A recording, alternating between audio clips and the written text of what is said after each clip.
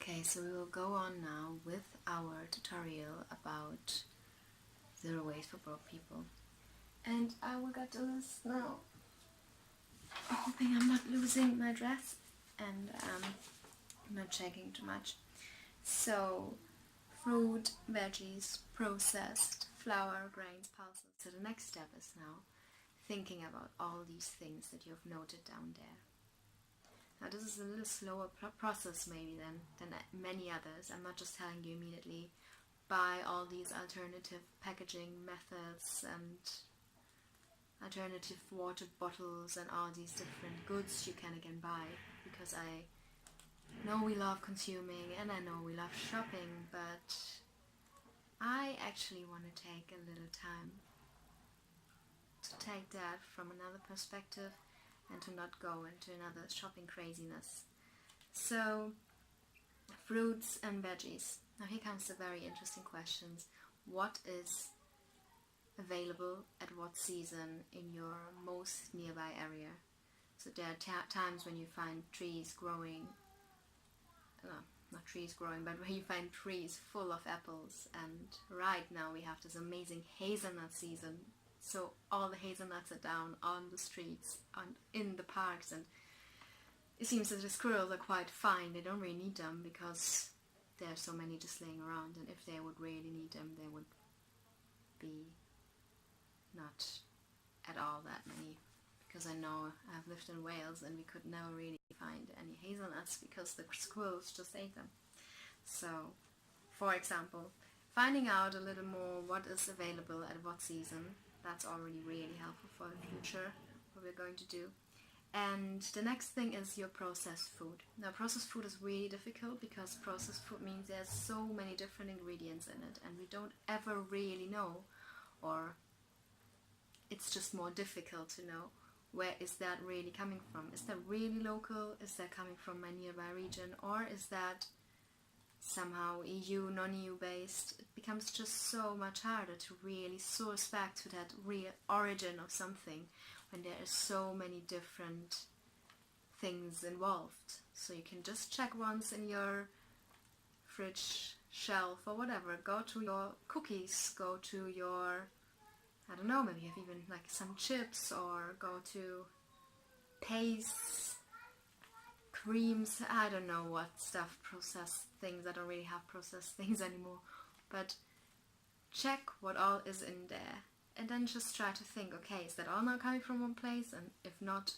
how is all these little things, how are they again produced? It makes it so much more complicated, and it's such a waste of time and it's such a headache, and I just don't really want to even have to do this.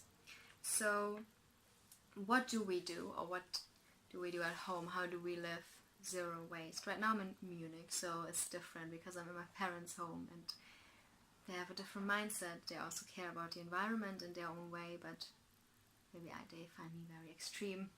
So at home in Wales we did it just really taking time on that list, on that part where we think, okay, what do we actually consume? What do we actually really like?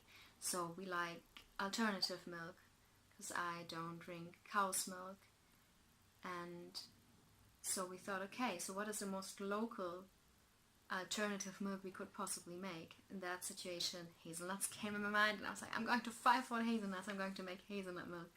But that was really difficult, and all the squirrels just took them. So we thought oat milk is maybe a nice one. So for us, we bought oats in a real big bulk. So whatever alternative milk you like, then buy a big bulk of them. And usually the things in bulk, they come in a big paper bag. So we got 25 kg of oats that lasted, I guess, almost a year, and costs you maybe, yeah, if it's organic and coming from your nearby area, it can be like up to 40, 50 euro, but then you also think, okay, that's it. From that you can get cookies, you can get granola, you can get flour because you can grind it and make it into flour, you can get oat milk, you can ferment that stuff and make your own starters from them. I don't really know, I know I'm leaving out so many other things. You can also do savory dishes with them, so they can replace rice even. It's just really on how complicated are you in your diet, and how do you feel you need a big amount of different things. You kind of feel that this is what you deserve while you're alive, that you have this big variety every evening where you can choose from. Or you say, hey, I get what I need nutrition-wise, and yeah, oats are really healthy, they're also medicinal, and when you ferment them, they are 1,000 times better for your body. So yes, processed, okay. Now check those processed things out, and every time you look at one processed item, source it back. So now look at the cookies, maybe your favorite cookies in case you have listed down some. Check out what is the base ingredient for that. Now most of the time it's wheat or it's sunflower, some kind of flour. I decided to take spelt flour because it's regional and it is comparably cheap. It is there organic, like organically, I don't know if that's called like that, anyways. And it is also much better digestible for the body than the wheat, mostly if you don't ferment it before. So yeah, for example, buying the wheat, make the cookies yourself. You don't need to buy them ready-made, that is completely unnecessary. Do them yourself, that's a beautiful, beautiful process. Once you have all the things in bulk, you don't need to go really like shopping anymore, rather than maybe for fruits and veggies, that might be the only thing you need. Or oil, I found oil is quite a difficult one. Oil is not really possible to make it on my own, but then again it comes in glass bottles and you can reuse the glass bottles for something else, and that makes all the oil also not such a very difficult option. So doing cookies and these things on your own. Again, cookies, you can also do granola, by the way, from oats. So there you have your morning breakfast, kind of like divided by it. Like thinking, okay, what do I really like for morning? What do I like for breakfast? And if there's muesli or granola in that, then yeah, fine, you already solved that topic with your oats. Now, cookies, you solved it if you have a big bulk of sunflower. Bread, solved it already because you have flour. Milk, you solved it already because you have oats. For example, that's how we did it. I mean, I don't really know what you like, but it's possible that way. And if you're somewhere in Asia, you might have solved the milk problem with rice, you know, so, or coconut, you know, so it's not just oats necessarily, it really depends where you're living.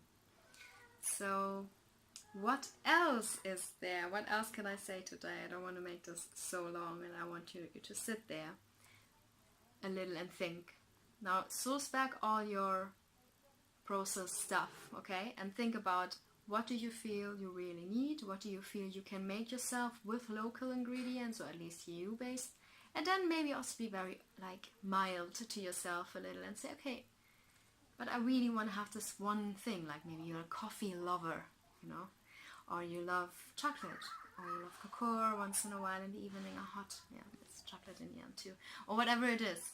So allow yourself maybe to have that. Sometimes though, I also find that sometimes it's really important, because that again shouldn't be something you just consume every day and think, oh yeah, you know what, you're taking it for granted and not understanding how far that actually has come from. And again, sustainable, fair trade, are all these labels that might be right, but not always mean that it's the best for the planet or for people living in the places themselves, because you don't ever know if people, rather than a real diverse environment of different species growing and animals running around, have monocultures and stuff growing in places, but they're just the same. So you look at a range of palm trees, or I don't know, you know, I haven't sourced back all the knowledge for that, so banana trees, maybe I can use that one too.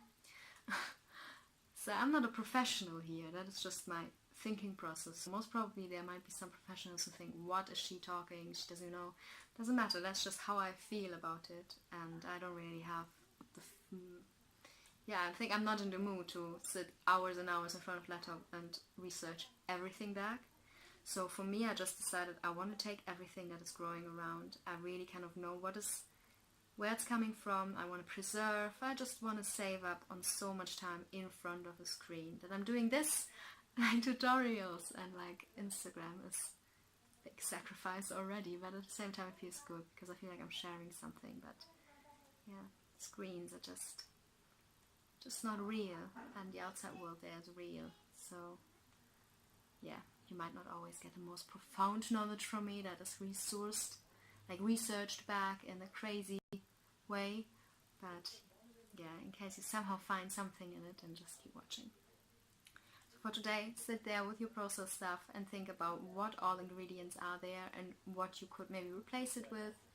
Choose maybe 5 things you think you might want to buy in bulk. So thinking of maybe if you rather feel you like to have some source of nuts, some source of certain vitamins, and yeah, proteins or whatever your body needs, thinking about that as well. So there comes the pulses, there comes the grains, flour. Really think about that quite intensely, thinking what your lifestyle is as well. If you're very sporty, you might need more protein, you might need more carbs as well. And if you eat meat, you might not need to have that much protein from pulses because you get it from somewhere else. So really thinking about these 5 things. Now I'm just reducing it to 5. Of course, it's up to you, whatever you do, but that makes it cheaper. We want to have that whole thing here quite reasonable for everyone, and that makes it maybe a little challenge.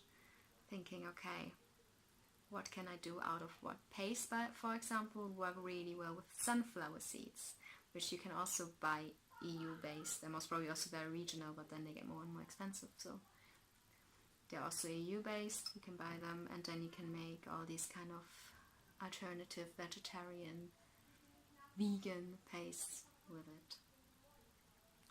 Yeah, it's just a recommendation. So for tonight, think about that, and the next time, I'm not saying tomorrow because who knows if I'm making a video tomorrow, but next time I will show you what we're gonna do with all that knowledge now.